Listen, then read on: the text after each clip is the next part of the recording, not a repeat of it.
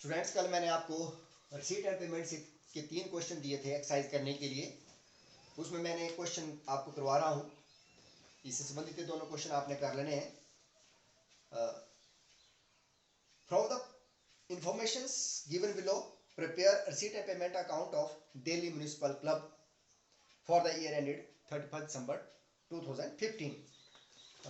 आपके पास रिसीट्स दे रखी होंगी, पेमेंट दे रखी है इकट्ठी क्वेश्चन में। उसमें आपने सबसे पहले मैंने बताया था कि जब रिसीट एंड पेमेंट अकाउंट बनाया जाता है तो सबसे पहले जो कैश का ओपनिंग बैलेंस है वो लिखा जाता है, एंड दैट इज 1025 पे ओपनिंग कैश का बैलेंस लिखा जाएगा। उसके बाद जितने भी रिसीट्स हैं, पहले कोशिश यही करेंगे आप जो रेवेन्यू नेचर की रिसीट्स हैं उनको पहले लिखें और जो कैपिटल नेचर की रिसीट्स हैं उनको बाद में लिखें। तो जिस तरह से आपको क्वेश्चन दिया उसके हिसाब से मैंने जो रिसीट्स आते हैं उसमें सबसे पहले सब्सक्रिप्शन दी होती है। आपकी बुक में जो सब्सक्रिप्शन दे रखी है वो टोटल 2150 दे रखी है, जिसमें कि subscription for the previous year is 40 and subscription for the next year is ₹60।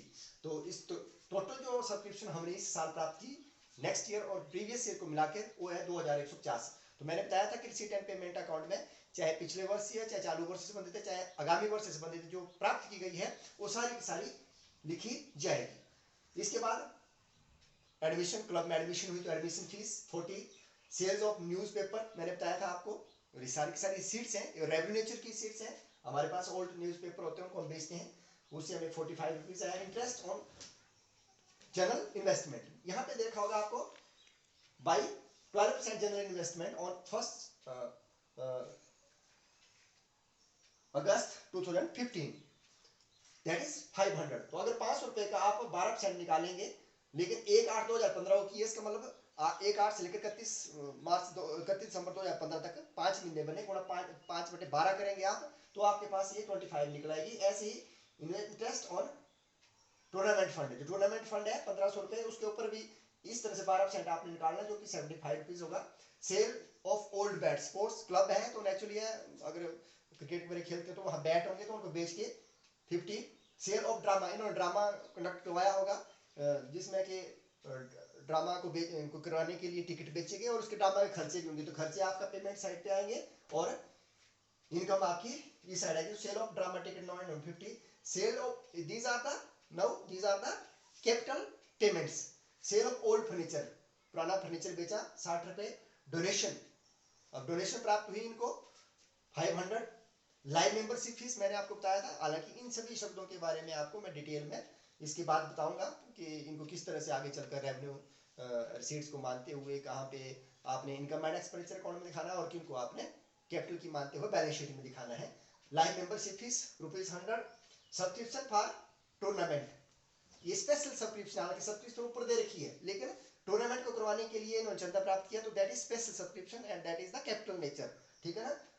1500 subscription for governor party, governor को पार्टी दी होगी तो उसके लिए सब्सक्रिप्शन ली 3450। These were the receipts and like this payments में अपकीप्स ऑफ फील्ड को रख रखाव के लिए 220। कर्मचारियों को वेतन देने के लिए सैलरीज 500। ड्रामा टिकट बेचने पर इनकम हुई थी, यहाँ पे ड्रामा एक्सपेंसेस 450। न्यूज़पेपर खरीदे क्लब के लिए 250। Municipal taxes 40। चैरिटी दान दिया होगा 350 का। पेंटिंग एंड स्टेशनरी के खर्चे, these are the revenue payments 100। Tournament expenses 1200 जो टूर्नामेंट करवाया। बुक्स, अब यहाँ पे देखो these are the capital nature, books 100। Bats and ball, उन्होंने अपने क्लब के लिए बैट और बॉल खरीदे 700। Furniture 250। Investment on general 12% general investment, ठीक है, that is of capital nature 500। 12% tournament fund investment की जो पैसा उसको इन्वेस्ट किया जाता है तो वो कैपिटल नेचर की पेमेंट्स होती हैं, वहाँ 1500 रुपये लगाए गए। तो इस तरह से आपने एक तरफ को रिसीट्स लिखनी है और इस साइड को पेमेंट्स लिखनी है और उसके बाद फिर जो आपकी रिसीट साइड का टोटल है, जितनी प्राप्तियां होती हैं उसमें से भुगतानों को जब लेस करते हैं तो जो टोटल है रिसीट साइड का दैट इज 9970। इसमें से अगर आप पेमेंट्स को घटाएंगे तो इनका टोटल बनता है 6160। इसको घटाने के बाद जो बैलेंस बचता है वो यहाँ पे लिखा जाता है दैट इज 3810। इसको आपने आंसर मानना है, मतलब रिसीट एंड पेमेंट से आपको कैश बैलेंस निकलेगा कि कैश इन हैंड है, कैश एट बैंक वर्ष के बाद कितना बचता है, तो वो 3,810 रुपये। तो इस प्रकार से दोनों का टोटल करके इस तरह से शीट एंड पेमेंट अकाउंट आपके द्वारा बनाया जाएगा।